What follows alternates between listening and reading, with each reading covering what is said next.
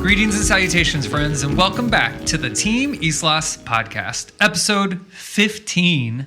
My name is Doug Bush, and today I'm joined by Patricia Islas and Zach Shear.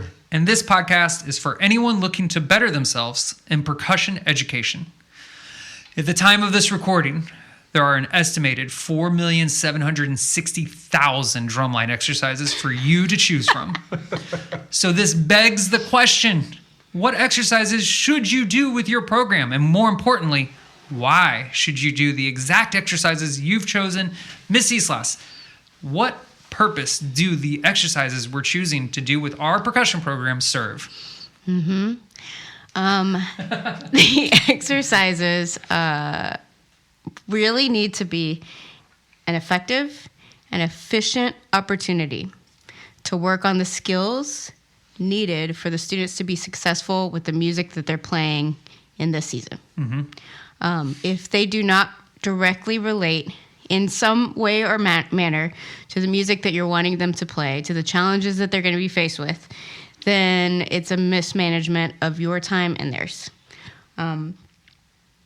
We are fortunate at Capel to be able to not only get the opportunity to write the music and arrange the music for our students, but also teach them in lessons and in drumline. And so we have this direct line of what we write for them being skills that we know either A, they already have that we want to advance, or skills that we want to build. So we're very mindful in our selection of the exercises and the variations that we choose so that they can serve the purpose of the music. That's not always the case, obviously. But if you are the director and you have chosen people to write for you that you like their style, it is important and it is your responsibility to communicate with those arrangers what skills you want your students to have in the music so that you can continue developing your program. And so selecting exercises that are in line with that are going to be so incredibly important.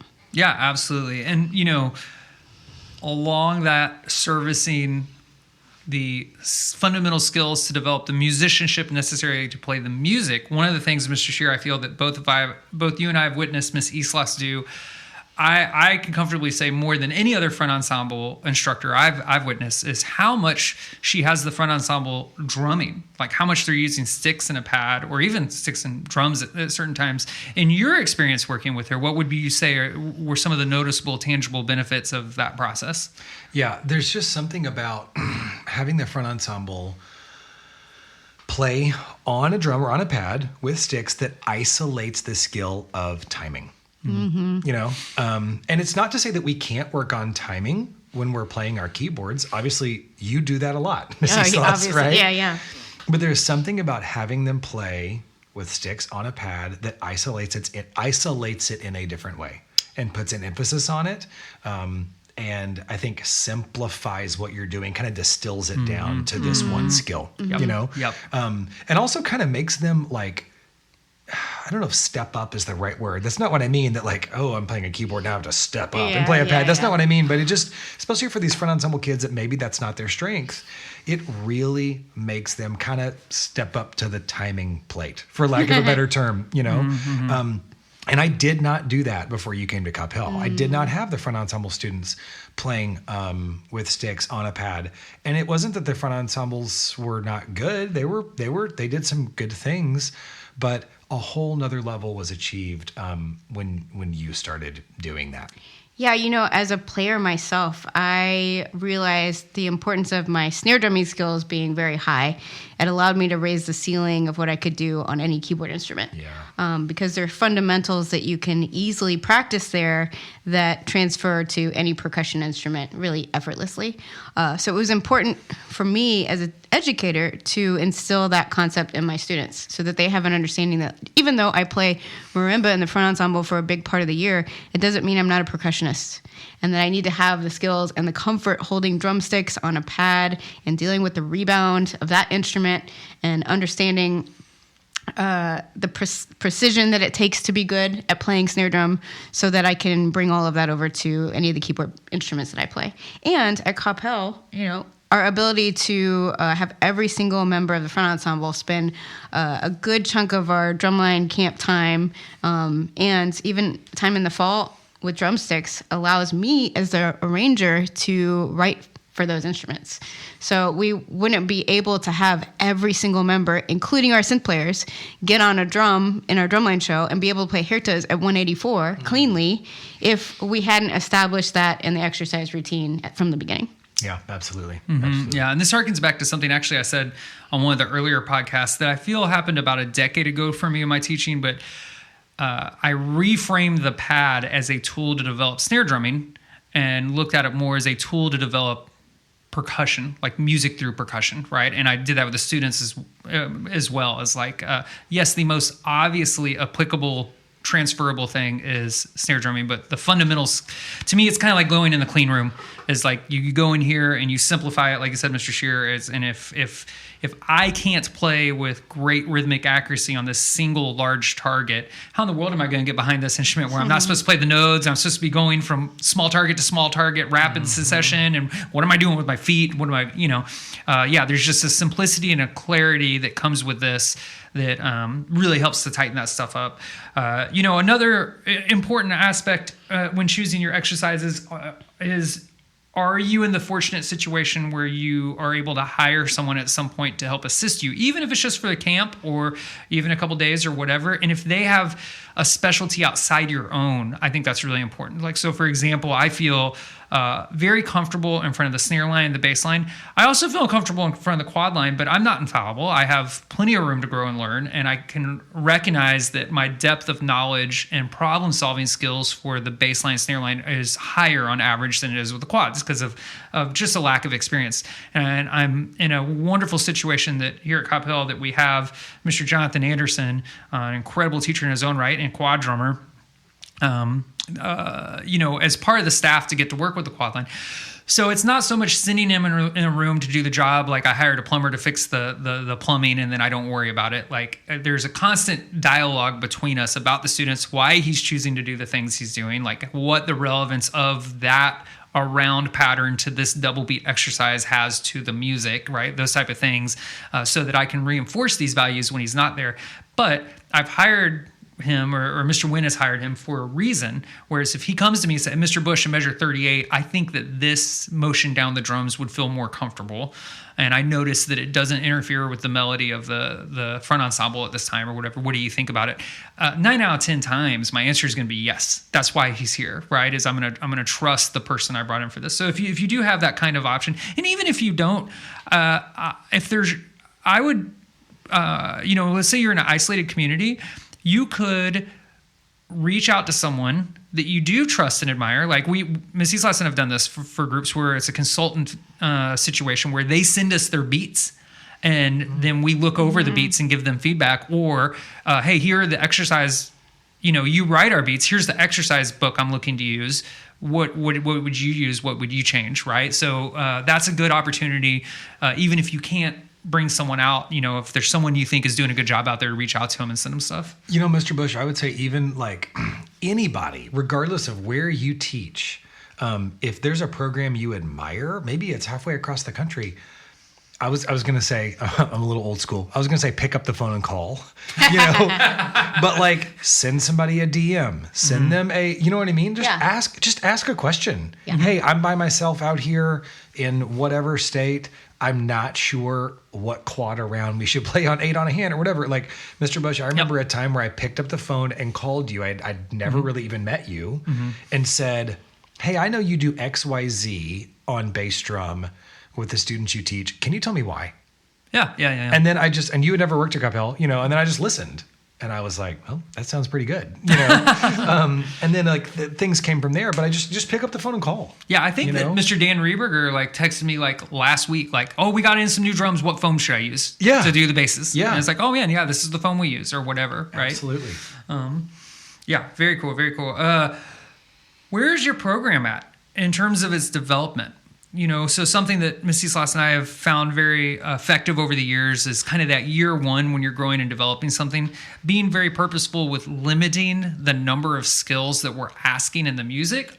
This is something that I always found intriguing with other arrangers. You'd get this show, and 99.9% of the show would be the same 4 skills, and there'd be one random flam drag, cheese invert, 5-lit measure, and it's like, why is this thing here, right? You know what I'm trying to say? And the poor instructor, for some reason, sometimes feels like, oh, I can't change it, and so they're using like 60% of their rehearsal trying to clean this crazy skill that is for one measure or something like that, right? So really quickly, I can remember when we got to horn, working with Mr. Bingaman and Mr. Clayton Stroup, and Mr. Bingaman had us writing for them. They were already like developed. Like John had some really strong foundations and just not the best vehicle to represent the quality of his teaching. And there was going to be a rebuild for the snares. And I remember telling him, hey man, we're going to do 3 things. We're going to do rolls, paradiddles, and heritas.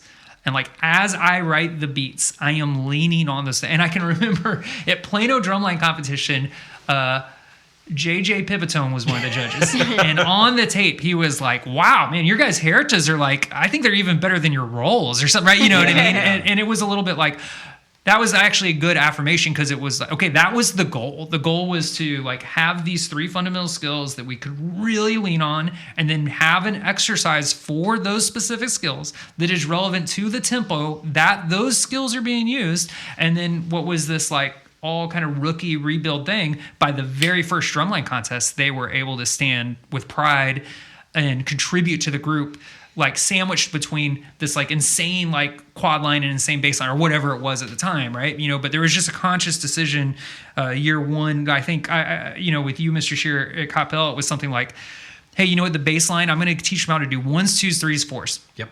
That's it. I mean, that is like, can they play unison? Can play these basic 4 subdivisions at a high level of quality? And that's what I'm going to center the book around. And then each year, as you see more success and growth, you build upon that. Mm-hmm, mm-hmm.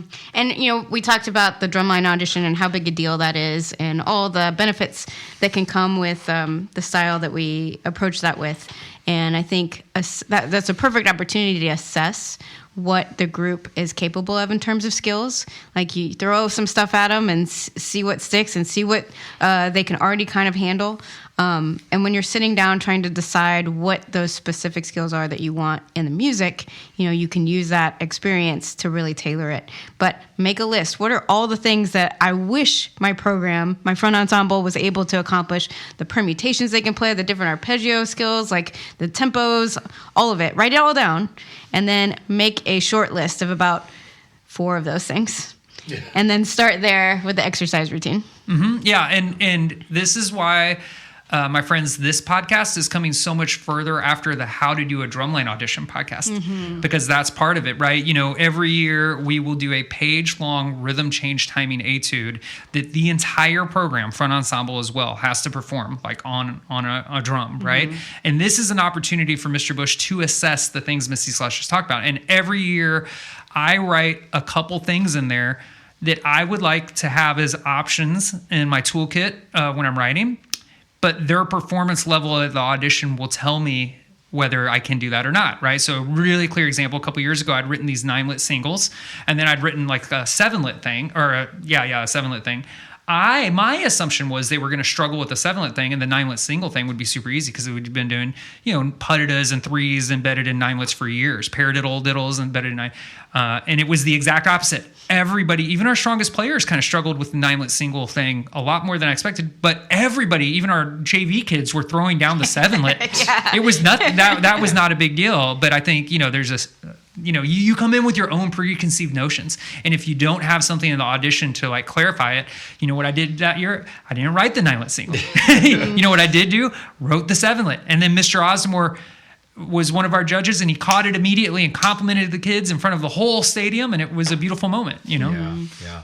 Mr. Bush, you said something in there that I think is really important. You mentioned tempos that relate to the show, not just skills, right? We talked a lot about skills, and targeting skills from the show and the exercise program, but you also mentioned making sure that the tempos we're working on in the exercises line up with the tempos in the show as well. And that's something I've seen you guys do so well. And it can just kind of get easily overlooked. Sometimes we just lean towards a certain tempo because that's what Hug-a-Dicks feels good at, you know? Yep, But it's yep, like, well, yep. okay, does that actually prepare them for the tempos we're going to be playing in the show? Maybe, maybe not. Yep. Yeah. A great, very practical example of that, what you just said is threes is, you know, when I'm at NT, we're playing dig-a-det, 1 EN, 2 EN, 3 EN, 4 EN, right? But when I'm writing that for my students, like they're never playing this tempo. They're playing this tempo.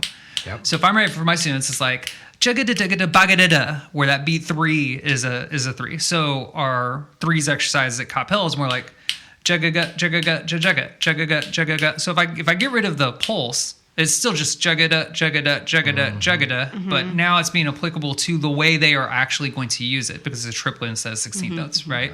Yeah. Okay. All 12 keys or die. That's the front ensemble mantra, right? Like I can't play another exercise until this exercise is done in all 12 keys, right? In all 12 I will keys. be arrested by the 12 key police and thrown in front ensemble prison if I can't play this exercise in all 12 keys. Isn't that correct? Yes, but also I have a confession to make. At Capel, we don't do green in all 12 keys. Oh, not possible, Miss Islas. I know. Don't let anyone know. The police are coming for me. Do not share this podcast with your local authorities, please. No, I mean, I was guilty of that too for a long time. It's not a bad thing that all of your students know how to play scales and arpeggios and all of the keys. And I think that is kind of a necessary thing. We do play exercises or a variation of an exercise that goes through all 12 keys, but much faster than maybe going through green. But one of the things that I picked up from Nathan Ratliff, and also kind of... it wasn't even a camp that I was running. I heard it in a conversation with someone else. But he had mentioned that Nathan would do maybe 4 keys a day during the camp. So on Monday they're doing C, F, B flat, E flat. And then on Tuesday they're doing the next 4 of the circle of fours. And then on Wednesday the next 4. And doing like multiple exercises in those same keys. Yes. Yeah, which I thought was genius. I was like, oh my gosh, why have I not come across this before? And number 2, I will never not do this. This is great. But yeah, in the selection of the keys that I choose for my students, even now with the advanced material that they can handle, I'm only selecting 4, maybe 5 keys, which are centered around either the keys that they have in the music of the band show or their drumline show, or maybe even centered around the most difficult key of the music that they have. So they're getting an opportunity to navigate moving around in those keys that they're going to be navigating for the show. But also we're not wasting time, and we're being really efficient with the amount of reps that we have on things that are going to be directly affecting their success. Absolutely. Mr. Shear, hands that move the same and look the same sound the same. Hands that move different and look different sound different.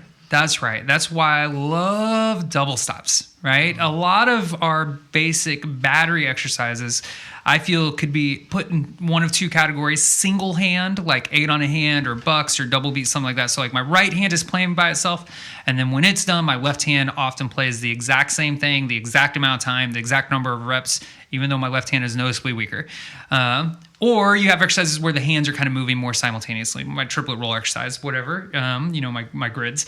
So I don't know if it's coming from drum set, I don't know what, but for years now, I'm doing like double beat, I'm doing bucks, I'm doing 8 on a hand. Our standard progression is much more like right hand, then double stops, then left hand, then double stops. Because I remember having a wonderful talk with Mr. Bachman about this. I feel this is one of the best ways to strengthen your weak hand, is not just to isolate and play the weak hand, that's true, but when the weaker hand has the model of the stronger hand. And again, we're very fortunate that there's a couple rehearsal spaces that have some mirrors. So it doesn't matter, snare quads in front of those mirrors and seeing these things, right? Which is another reason why we kind of do the match grip, because again, the music is the priority first and foremost, right? And we're looking for the path of least resistance to getting the music being played at the highest level, at a high school level, right? And this is what helps us get there. But I genuinely believe that the ability to play both hands together and get a nice balanced, even sound also then helps once I separate the hands, right? To play the singles or play the rolls or accents on both hands, the quality tends to get a lot better once we add those. And so that's a simple thing over the years that's helped. Another thing, Mr. Shearer, that you noticed is, my belief with stock eight on a hand is it's more for the quads and basses, honestly, than it is even the snares. Yes, you're playing eights to develop good sound quality through consistency, and this is super important. But it's the basses' opportunity to kind of play their basic splits, and it's the quads' opportunity to do their basic arounds. But one of the things I've done for years now is had the snares also go through like a progression where regular eights and then maybe an eight with double stops and then maybe all left and then maybe like a countdown thing like 8, 8, 4, 4, 4, 2, 2, 1 or whatever. What benefits did you see in us starting to incorporate that in at Coppell? Yeah, so I remember the first time we had a conversation about that, Mr. Bush, and you kind of said what you just said now. You were like, hey, the basses are doing, ones, twos, threes, fours, the quads are doing their rounds. The snares are just doing the same thing over and over. And I was like, oh yeah. And you're like, what if they, what if they did some double stops? What if they just slid left? What if they did 8, 4, 2, 1? And it was like, immediately it was like a light bulb. Like, yeah, that's a good idea. I can't think of any reason that would not be a good thing, So number one, and this is kind of what we were talking about, like best teaching practices in the camp setting as well. It gives the snare drummers something that is changing to make sure they're focusing rep to rep, right? Like if the next rep is double stops, you have to be at least a minimal level of engaged to make sure you're doing the right thing. If the next rep after that is lefts only, even if I have a kid on the snare line who's like maybe struggling, maybe for whatever reason he's not my best player, his left hand is getting better if we're doing a rep of just lefts, and then like the 8, 4, 2, 1 thing, again, we're just getting a little bit of like stick control exercise kind of skill hand-to-hand transitions, which is where most of the dirt occurs on eights for snares, right? Is when they transition from hand to hand. And especially like if I think back to some of those earlier years at Coppell before we were on block scheduling, we're in a class period with like 45 minutes, and it's like, man, we might have time to do eights and maybe 2 other exercises. So yes, if I can during eights, I want to make sure I give the basses and quads time to do their thing. If I can check a couple other boxes for the snares, that's huge, I've had this thought several times as you guys have been talking, Miss Islas, about the all 12 keys, Mr. Bush, about like changing the snares from stock eights. There is still, I don't have it as much, but certainly when I was closer to college and like drum corps, there's just this thing in me that like when I consider changing what I did as a college student or as a player in drum corps, I'm like, I don't know if that's right. I don't think we should do that. I spent an entire summer in the Phantom Regiment Front Ensemble, Miss Islas, playing every exercise in all 12 keys, which is like, was when awesome. You have a whole summer. Yeah. It's perfect. It's great. It's like, that's a different context with different players in a different environment. Absolutely. And Mr. Bush, like we all grew up with the snares playing eights. It's eights. We should play 8 notes in a row, So there's just this thing, I think, in us, a lot of us as younger teachers, especially closer to like drum corps or college, where considering changing what worked for you or what you grew up with or what you loved playing, you're just like, oh, that can't be right. But if you step back, like we've said a couple times, if you step back and just go, okay, wait a minute, let me honestly look at the context I'm in with the students I have, with the time I have, then it becomes clear there's probably a better way to develop the skills that need to be developed. And with the beats that you have. Yes, right? with the beats that you have. It was very eye-opening to Mr. Wynn. I think this was 2 years ago. Coppell has 2 bands. They have a varsity band and a junior varsity band. And the junior varsity band went and competed at a contest here in North Texas that the varsity band didn't go to. They were one of the first groups on, but there were a lot of very strong bands in the area, which means a lot of the strongest bands in the state. We're very fortunate to have like a lot of these, strong Frisco schools and Louisville schools and what have you. And so Mr. Wynn, after watching the junior varsity in the morning, he said he didn't go in and watch the bands. He just went from lot to lot of all these high school groups, talked with the percussion director, and kind of watched their warm-up procedure. And he said the most shocking thing to him was how unaligned the exercise programs tended to be with the actual music that they were playing compared to, the things that we were doing, right? And so for me, this is kind of, you don't even have to wait till the end of the episode for the most important part, right? For me, necessarily for not just the TeamIslas beats, but I would argue, regardless who's doing your beat, the biggest bang for your buck that you can apply literally immediately to any exercise, regardless what you're doing, is you just need to do more dynamics. You need to do more crescendos and decrescendos. You need to play a bar of like 16th notes or triplets at piano, and then do it again until it actually sounds good. You need to have your section leader do it by themselves so everyone knows what it should sound like. And then you need to have that same section leader do one measure that crescendos. Just digga, digga, digga, digga, digga, digga, digga, digga, right? And everyone needs to listen to the rate of that. And then you need to add one player in at a time trying to match that. These type of things are from the drum line, our roots are so embedded in this militaristic necessity of accented tap for clarity to hear over musket fire. and bro, if you are ever at a band contest and there's some musket fire, get out of there. Accent tap don't matter right now, right? We've evolved so much musically. And when I think about the greatest musicians that have had the greatest, I mean, we just got to see Nate Smith a couple weeks ago. I don't know the number. I can't express the number of different dynamics and touches and timbres that this man got. He had like 2 cymbals. He had like a hi-hat and a ride cymbal.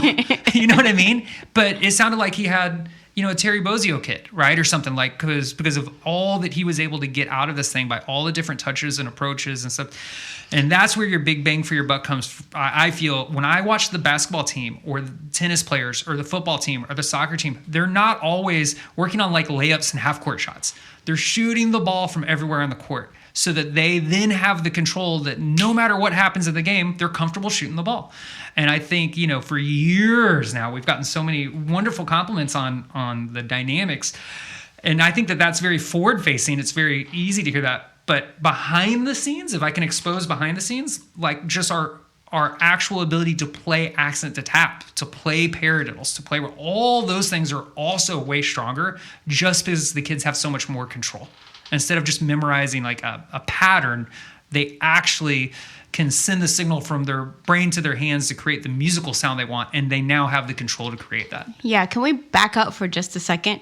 The activity that we're doing as musicians, music ultimately is an art form and communication. And to be a really effective communicator, you have to have a wide range of expression.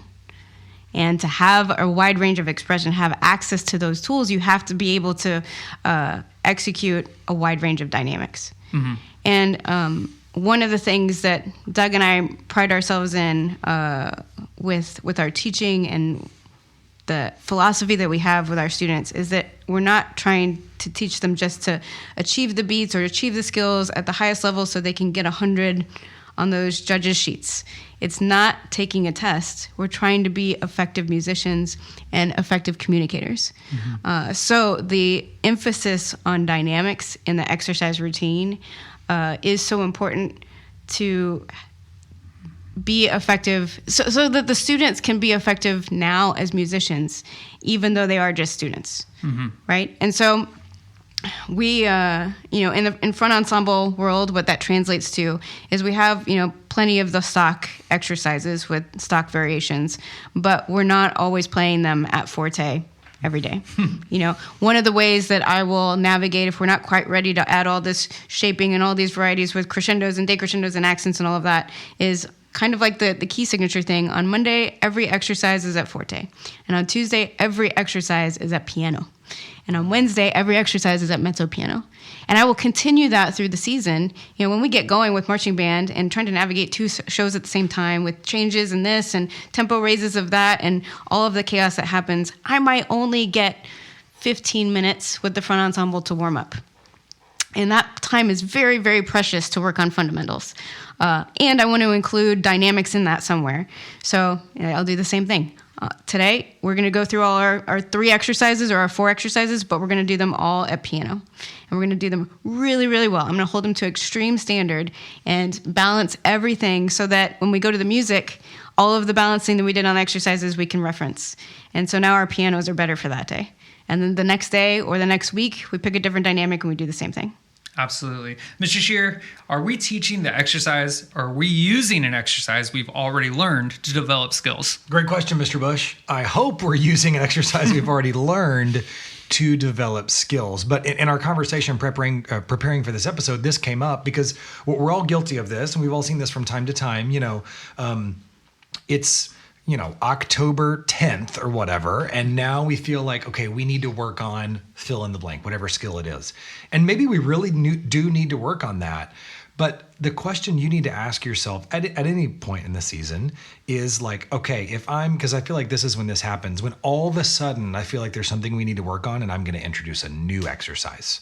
Mm-hmm. And I know I've been there where you end up just spinning your wheels, actually sort of just trying to figure out the exercise as opposed to actually getting better because, like you said, because you're using an exercise you already know to develop skills. So I think this happens when all of a sudden you're trying to introduce something new, when either A, you don't have time, or B, you don't quite have the players to do it, or C, this can happen when you just have too many exercises and you're just not able to visit them frequently enough so that they're familiar enough to actually serve their correct purpose, right? Yeah. Like it's good to have enough exercises to cover all the skills, but if you have so many that they're never really ingrained enough to just allow the player to develop and kind of get their mind off of the actual exercise, then they're not serving their purpose. Yeah. So I think that's a really important thing to be honest about with yourself. Yeah, absolutely. Absolutely. We all kind of come from, to some degree, the school that I know that, I really credit to my time with Paul at UNT of, doing these shorter, concise exercises that target a specific idea and then doing a lot of variations of it. So like a great, very clear example is I can remember while there, it was expected like, hey, we're going to work on grid. That means you got to do 16-note grid, triplet grid, off the right, off the left, forward, backwards, and 1 accent and 2 accent, right? The weakest players of that University of North Texas drumline are stronger. Like I might have a single student at Cup. Like my center snare might be the only human, or maybe my second bass, that could also be in that line. And if they were, they would be the weakest player. Yeah. They would be on the end, right? Definitely not rookie kid on the end of the snare line. Definitely not, sophomore home chick on bottom bass, right? That's not going to happen, right? So yes, would I like to be able to present the same? Of course. Is this skill important? Of course. But my mentality has always been to isolate a skill. So what is the skill that I'm developing in grid that Paul's teaching us? It's being able to permutate the accent throughout the beat to where I have a level of comfort of being able to place an accent on any of the partials. Like it doesn't matter which hand, it doesn't matter where it's located, right? And then if that is a skill that's important and valuable to me, I do the same thing, but I spread it out across the 4 years. So year 1, we might just do 16 notes off the right and off the left, 1 accent, and then year 2, 2 accent, and then year 3, triplets off the right and left, 1 accent, and forward, right? So even if a student only gets 2 or 3 years of this progression in varsity, they're still getting this exposure to it, and chances are as they get older, they're able through osmosis to pick up the rest, right? As opposed to, on year 1, it's like, okay, I'm going to dedicate the bulk of my time to this one skill, and I'm never going to play a paradiddle. But no, I just got the beats and there's paradiddles and paradiddles through, all throughout. Or there's 9-lits or whatever, and I don't have a single exercise that addresses a 9-lit, right? Yeah. Awesome. Thank you so much for hanging out with us today, friends. If you have any questions for the podcast, send them to TeamIslas@gmail.com. That's TeamIslas, TeamIslas@gmail.com. Shout out to all the great percussion companies that support Team Islas. That's Mapex Majestic Percussion, Dynasty Percussion, Remo Drumheads, ProMark Sticks and Mallets, Sabian Cymbals, Beetle Percussion, and Lot Riot Apparel. There are a couple of resources that you should be using with your middle school and high school students to get them ready for drumline season. Those resources are the best-selling method books, Momentum and Super Hands.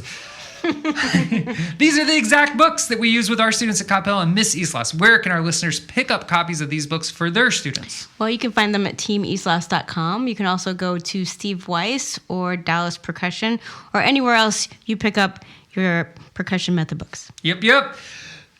If your drumline can throw down SCV triplet timing while you provide a sick backbeat, then don't forget to like, subscribe, and please give us a 5-lit and 5-star review. Remember, friends, step 1 is time, step 2 is sound, and step 3, subscribing to the Team Islas podcast.